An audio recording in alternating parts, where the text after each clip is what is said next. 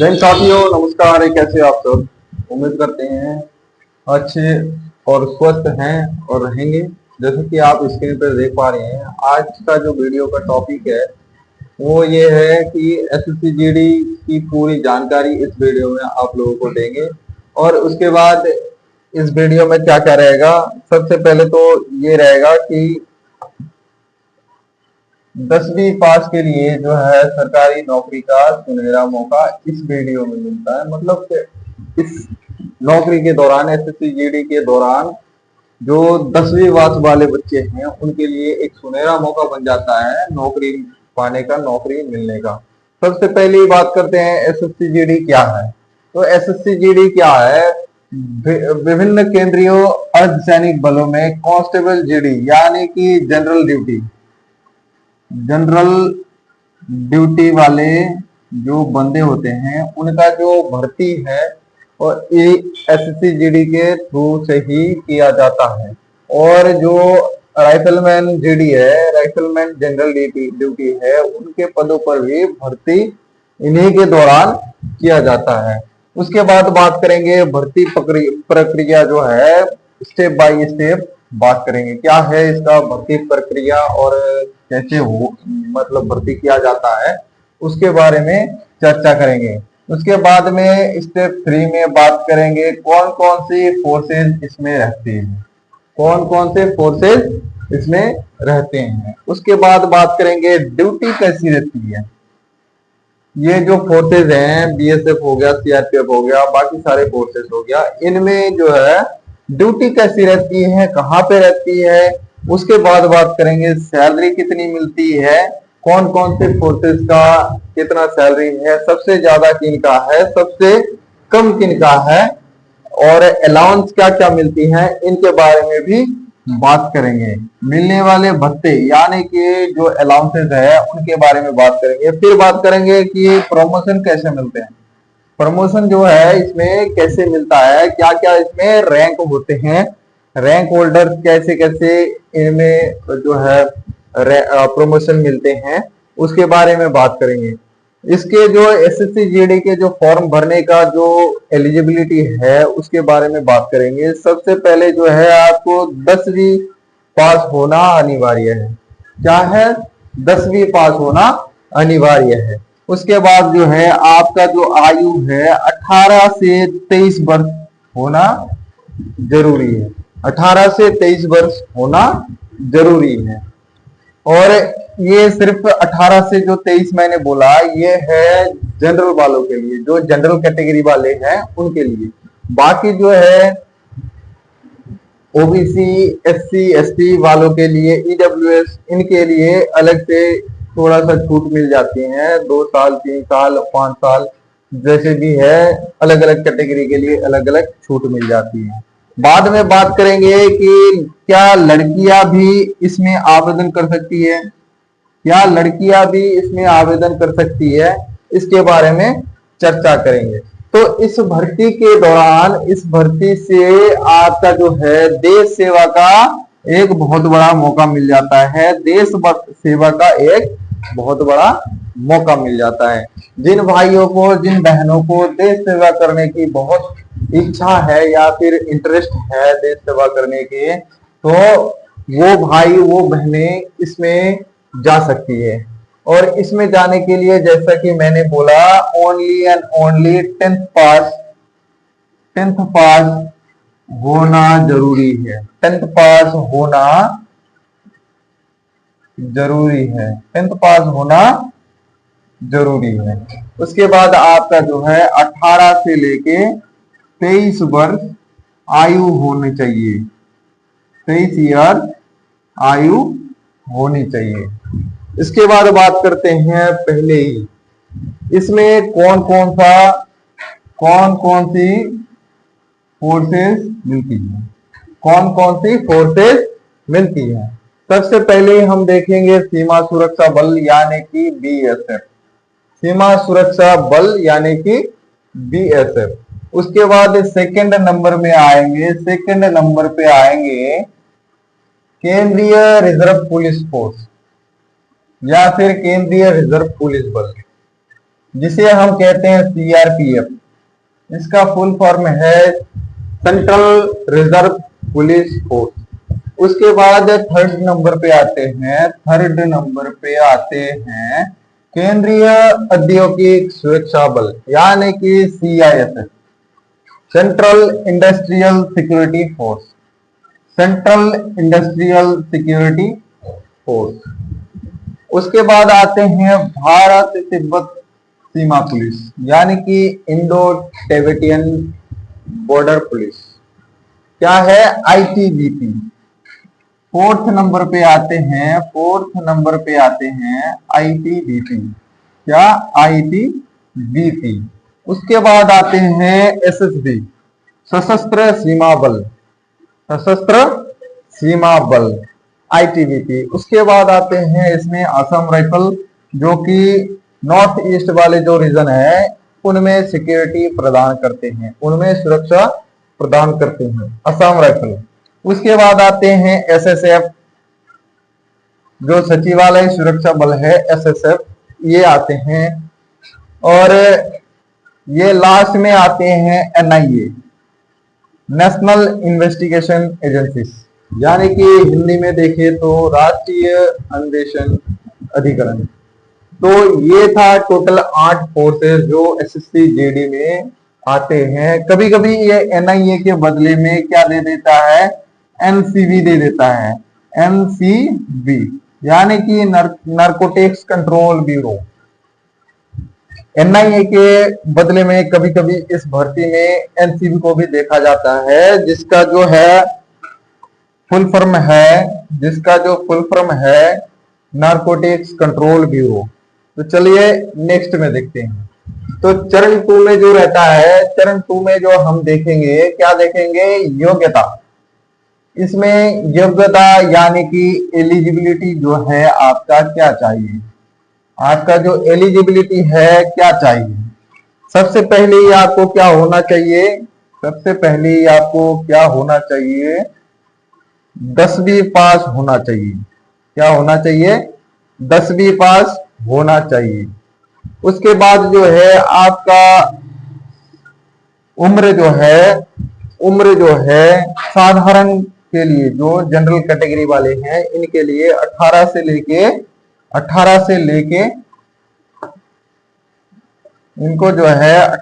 लेके 23 वर्ष होना जरूरी है। और सबसे जो जरूरी चीज है वो है आपको भारतीय नागरिक होना चाहिए। आपको भारतीय नागरिक होना चाहिए। अगर आप भारतीय नागरिक नहीं है, द्वि नागरिक ले रखे हैं या फिर दूसरे देश के हैं, तो इसमें जो है एसएससी जीडी में अप्लाई आप कर नहीं पाओगे, आवेदन नहीं कर पाओगे। तो लास्ट में जो होता है क्या चाहिए? इसमें शारीरिक और जो मेडिकल और शारीरिक रूप से आप फिट होना चाहिए। शारीरिक और मेडिकल से आपको फिट होना बहुत जरूरी है। देखते हैं चरण 3 में, यानी कि स्टेप 3 में क्या है? स्टेप 3 में है भर्ती प्रक्रिया। क्या है? भर्ती प्रक्रिया, यानी कि सिलेक्शन प्रोसेस इसमें कैसे रहता है उसके बारे में बात करेंगे। पहले ही आपको देखोगे, आप लोग देख पाओगे सीबीटी, यानी कि कंप्यूटर बेस्ड टेस्ट। सबसे पहले जब आप आवेदन करोगे, उसके बाद कुछ दिन बाद आपका सीबीटी टेस्ट लिया जाएगा, जो कि ऑनलाइन परीक्षा देना होता है। जैसे कि ऑनलाइन परीक्षा दोगे, उसमें क्या क्या विषय में आपको पढ़ना पड़ेगा ये भी हम बता देते हैं। सबसे पहले जो है जनरल इंटेलिजेंस, यानी कि रीजनिंग आपको पढ़ना पड़ेगा। और उसके बाद जनरल नॉलेज, यानी कि जनरल नॉलेज और करंट अफेयर्स आपको पढ़ना पड़ेगा। और थर्ड में जो है आपको मैथमेटिक्स पढ़ना पड़ेगा। और फोर्थ में जो है हिंदी या इंग्लिश, दोनों में से किसी एक का ग्रामर आपको पढ़ना पड़ेगा। तो ये चारों जो है 20-20 क्वेश्चन रहते हैं, मतलब 20 20 20 और 20 टोटल मिला के जो है 80 क्वेश्चन रहते हैं। और एक क्वेश्चन का जो मार्क है, एक क्वेश्चन का जो मार्क है ये है 2 नंबर। तो कुल मिला के हो गया 160 नंबर। तो 160 मार्क्स का जो है ये एग्जाम होता है। और एक क्वेश्चन का जो है 2 अंक रहते हैं। और इसमें नेगेटिव मार्किंग भी है, नेगेटिव मार्किंग भी है। 8 अगर आप 8 क्वेश्चन गलत करोगे, 8 क्वेश्चन जो है गलत करोगे, तो आपका जो है 2 मार्क्स काट लिया जाएगा। 2 मार्क्स काट लिया जाएगा। कैसे काट लिया जाएगा? मानो कि आप 10 क्वेश्चन सही करके आए हो और 8 क्वेश्चन गलत करके आए हो, तो 10 क्वेश्चन का जो आपका सही मार्क बन रहा है 20 नंबर बन रहा है, और 8 क्वेश्चन गलत करने का आपका बन रहा है 2 मार्क नेगेटिव मार्किंग बन रहा है। तो आपका कुल मिला के 18 अंक बचेगा, यानी कि आपको 18 अंक ही मिलेगा। तो ऐसे इसमें काट लिया जाता है। उसके बाद आते हैं पीईटी। क्या होता है? पीईटी यानी कि फिजिकल एफिशिएंसी टेस्ट। इसको हम डायरेक्ट में फिजिकल टेस्ट भी बोलते हैं। इसको हम डायरेक्ट फिजिकल टेस्ट भी बोलते हैं। क्या बोलते हैं? फिजिकल टेस्ट भी बोलते हैं। इसमें क्या होता है? दौड़ होता है आपका 5 किलोमीटर का जो है 5 किलोमीटर का जो है 24 मिनट जो है 24 मिनट में आपको मारना पड़ेगा। 24 मिनट में आपको मारना पड़ेगा। ये क्या है? ये लड़कों के लिए है। 24 मिनट जो है 5 किलोमीटर 24 मिनट, ये है लड़कों के लिए।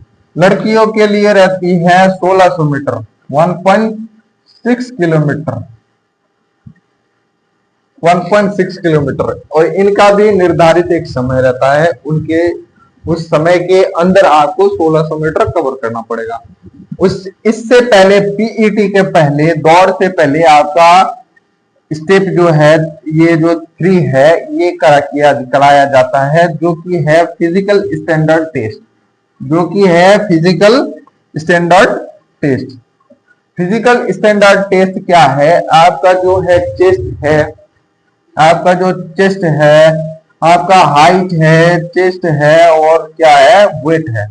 ये तीनों मापा जाएगा, देखा जाएगा कि आप जो है उस जो नोटिफिकेशन दिए हुए होंगे, नोटिफिकेशन के अकॉर्डिंग आप है कि नहीं। आपका हाइट 170 के है कि नहीं। जनरल वालों के लिए 170 है, 170 से ऊपर वाले बंदों को लिया जाएगा। गोरखा, गारवाली और नॉर्थ ईस्ट वाले रीजन से जो बंदे बिलोंग करते हैं, या फिर लद्दाख से जो बंदे बिलोंग करते हैं, उनके लिए थोड़ा सा छूट मिलता है हाइट में। और चेस्ट में जो है लड़कों के लिए है, ये लड़कों के लिए 170 था, और लड़कियां जो जनरल में होगा उनके लिए 157 सेंटीमीटर होगा, जनरल वाले के लिए। और जो चेस्ट है, चेस्ट नापा जाता है, चेस्ट जो है नापा जाता है ओनली और ओनली मेल कैंडिडेट के लिए चेस्ट नापा जाता है। और इनका जो है 78 सेंटीमीटर से लेके 83 सेंटीमीटर, और यानी कि कम से कम आपका 78 सेंटीमीटर होना चाहिए। और एक्सपेंड करके, मतलब फुला के जो है आपका सीना जो ऐसे करके है, उसको 5 सेंटीमीटर कम से कम फुला हुआ होना चाहिए, मतलब फुलाने आना चाहिए 5 सेंटीमीटर। तो 78 नॉर्मल और 5 सेंटीमीटर फुला के, मतलब नॉर्मल 78 सेंटीमीटर और फुला के आपका 83 सेंटीमीटर होना जरूरी है। और हाइट जो है, वेट जो है आपका, हाइट और उम्र जो है, इसके अकॉर्डिंग जो है हाइट और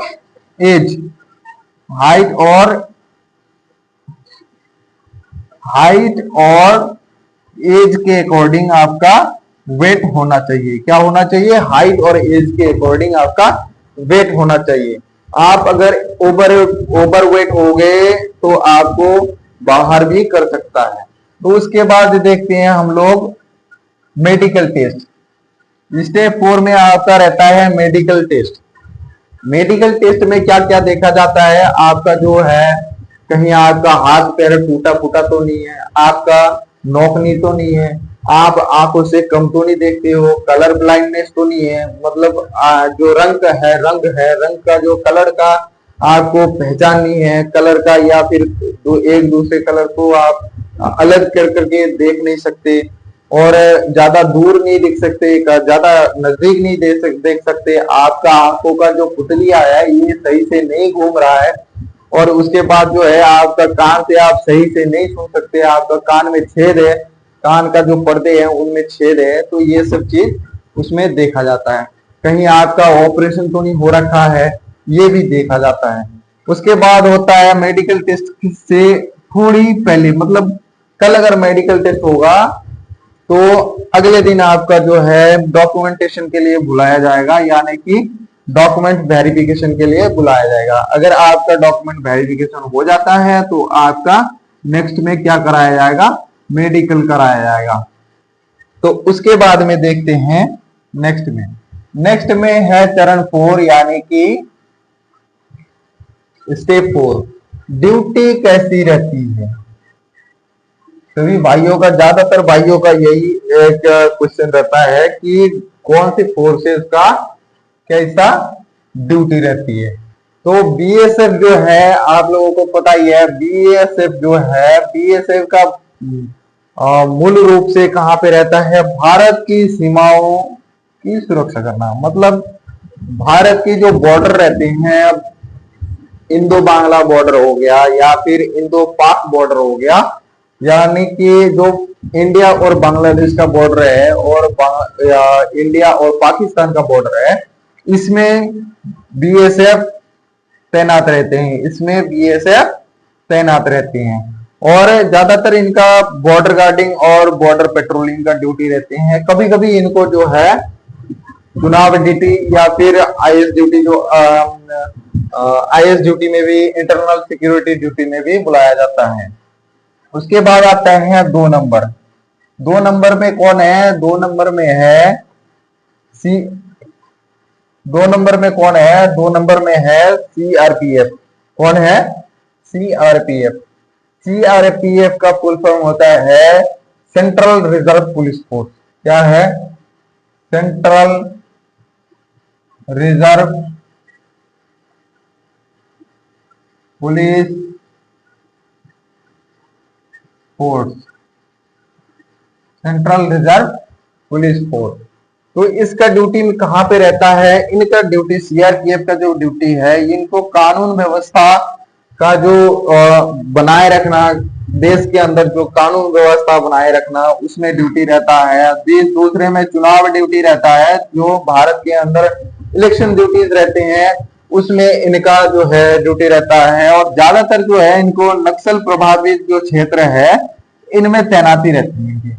जो नक्सल प्रभावित क्षेत्र है, जैसे ओडिशा हो गया, छत्तीसगढ़ हो गया और मणिपुर हो गया, जो कि नक्सल जहां जहां पे ज्यादा है उनमें इनको ड्यूटी लगाया जाता है। उसके बाद आता है बात सीआईएसएफ। 3rd नंबर पे आता है सीआईएसएफ। सीआईएसएफ क्या है? सीआईएसएफ का जो ड्यूटी है ज्यादातर एयरपोर्ट में रहता है, मेट्रो में रहता है और सरकारी स्थानों में रहता है। सरकारी स्थानों का जो सुरक्षा है इनके द्वारा किया जाता है। तो सबसे जो अच्छा ड्यूटी माना जाता है पूरे एसएससी जीडी के जो जितने भी वैकेंसीज है, मतलब जितने भी फोर्सेज है, सबसे ज्यादा अगर अच्छा ड्यूटी माना जाता है तो सीआईएसएफ का माना जाता है। उसके बाद आता है आईटीबीपी। उसके बाद आता है 4th नंबर में आईटीबीपी। 4th नंबर में आईटीबीपी। आईटीबीपी का एक ही जगह पे ड्यूटी रहता है। ज्यादा से ज्यादा भारत का और चीन का जो सीमा है, भारत का और चीन का जो सीमा है, इसमें इनका सुरक्षा देने का ड्यूटी रहता है। और कभी कभी इनको भी आईएस ड्यूटी में बुलाया जाता है। उसके बाद आता है फिफ्थ नंबर पे आता है एसएसबी। एसएसबी जो है, एसएसबी जो है नेपाल और जो भूटान है, नेपाल और भूटान जो है, और इंडिया, नेपाल और इंडिया भूटान का जो सीमाएं हैं इसमें तैनाती रहते हैं, और इनका सुरक्षा देना, सिक्योरिटी देना इनका जिम्मेवारी रहता है। क्या रहता है? इनका सुरक्षा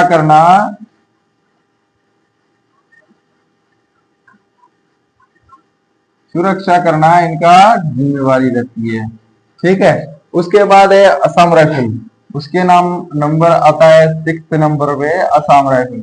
असम राइफल का क्या ड्यूटी रहता है? जो नेपाल और भूटान के सीमाओं के साथ साथ पूर्वोत्तर जो राज्य हैं और उनका सुरक्षा कार्य करना, यानी कि नॉर्थ ईस्ट रीजन में जो अपना सीमाएं हैं या फिर जो राज्य हैं उनका जो अभ्यंतरीण या फिर इंटरनल जो ड्यूटी सुरक्षा है इनको देना पड़ता है, इनको करना पड़ता है।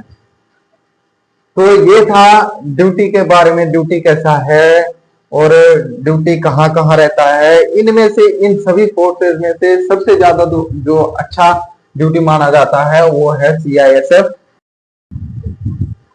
तो 5वें चरण पे हम ट्रेनिंग में थे। ट्रेनिंग में क्या है? सबसे पहले आपको चयन के बाद यानी कि सिलेक्शन के बाद कम से कम आपका 6 महीने से लेके 1 साल तक ट्रेनिंग दी जाती है। ये डिपेंड करता है कौन से फोर्सेस में आप हैं और कौन से फोर्स में कितना दिन का ट्रेनिंग दिया जाता है। मान के चलते हैं हम बीएसएफ, तो बीएसएफ, सीआरपीएफ और एसएसबी और सीआईएसएफ, इन फोर्सेस में कम से कम जो है 11 महीने की, जो लगभग 11 महीने की ट्रेनिंग दिया जाता है। उसके बाद आते हैं ट्रेनिंग में क्या क्या सिखाया जाता है। ट्रेनिंग में आपको दौड़ना, भागना, कैसे दौड़ना है ताकि आपको चोट ना लगे, मोच ना आ जाए, आपका हाथ पैर ना टूट जाए, ऐसे कैसे दौड़ना है ये आपको सिखाया जाता है। उसके बाद 2 नंबर पे सिखाया जाता है हथियार चलाना, हथियार कैसे चलाना है, उसमें जो है लोड कैसे करना है, ये सब आपको सिखाया जाता है।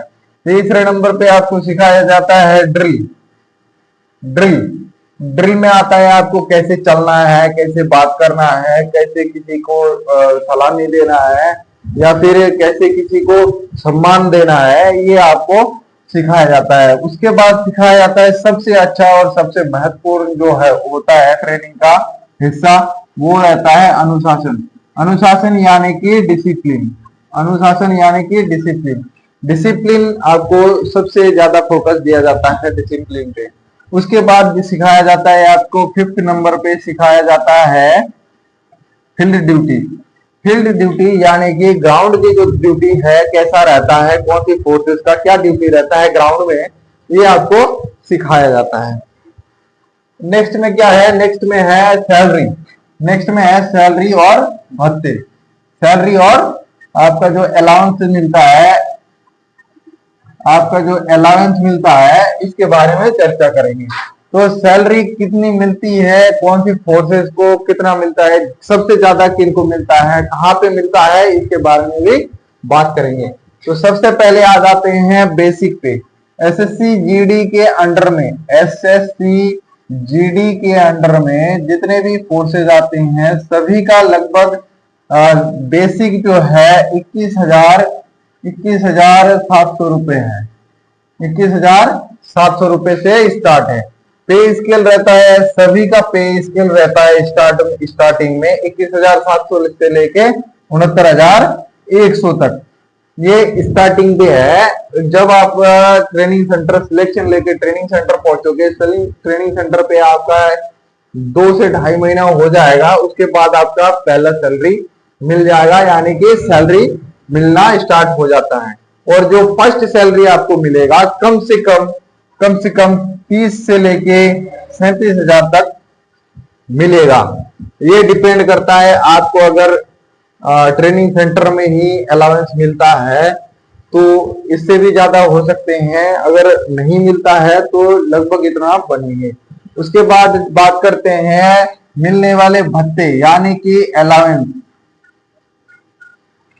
अलाउंस जो है कितना मिलता है, क्या क्या मिलता है, उसके बारे में बात करेंगे। सबसे पहले बात करेंगे डी यानी कि डियरनेस अलाउंस, महंगाई भत्ता। जैसा दिन जाता है, आप सभी को पता है कि जैसा दिन जाता है, जैसा दिन गुजर रहा है, चीजों का दाम बढ़ रहा है, चीजों का जो प्राइस है, रेट है, बढ़ता जा रहा है, उसके हिसाब से ये महंगाई भत्ता दिया जाता है, ताकि जो फोर्स वाले बंदे हैं ये पीछे ना छूट जाए, पीछे ना पड़ जाए। उसके बाद आता है ट्रांसपोर्ट अलाउंस। उसके बाद आता है ट्रांसपोर्ट अलाउंस यानी कि अब अगर ड्यूटी से छुट्टी जाओगे घर पे, या फिर घर से फिर ड्यूटी वापस ज्वाइन करोगे, तो जाने आने का जो बस का या फिर ट्रेन का या फिर आपका एयर बाई एयर का, जैसे भी आप जाओगे, उसका जो किराया है वो आपको यहां से मिल जाता है, यहां से मिल जाता है। उसके बाद आता है मेडिकल फैसिलिटीज, आपको यहां से मिलता है। एचआरए मिलता है, हाउस रेंट अलाउंस आपको मिलता है, रिस्क अलाउंस मिलता है।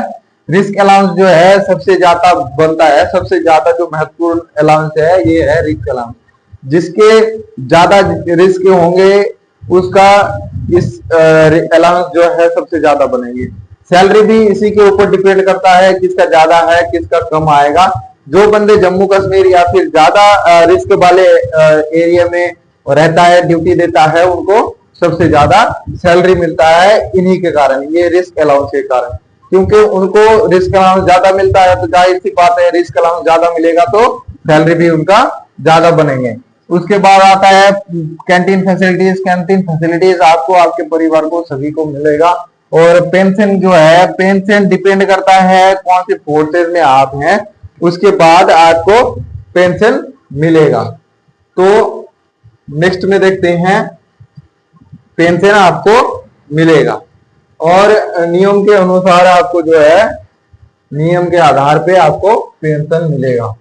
तो उसके बाद लास्ट में देखते हैं प्रमोशन और महिलाओं का भागीदारी। क्या महिला भागीदारी इसमें ले सकता है, या फिर प्रमोशन, इसका प्रमोशन जो है कैसे होता है। सबसे पहले बात करते हैं प्रमोशन।